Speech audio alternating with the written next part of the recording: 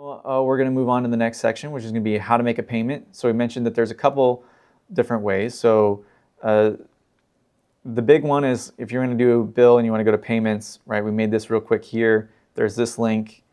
There's also this link. And if you type in either of those, you're going to end up at this payments page.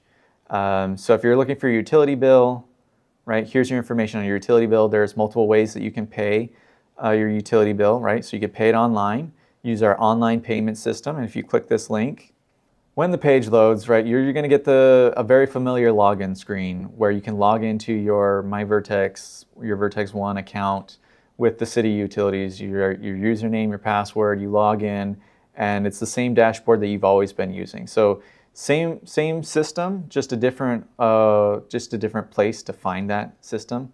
You can also write information if you don't want to pay online, you can pay over phone. We actually have two different lines. One is our 24/7 line, and one is our customer service line.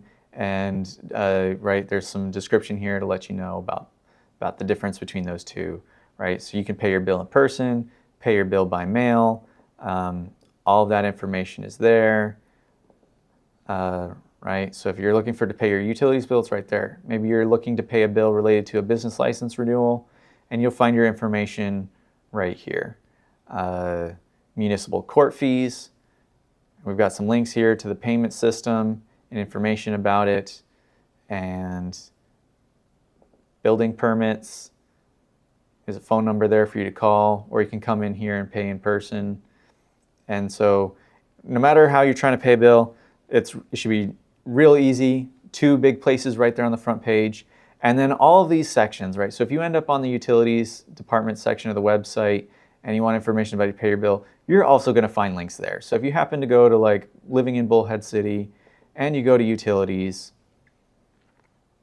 you're going to find all this information about utilities, but you're also going to have a quick link right here, pay your water bill.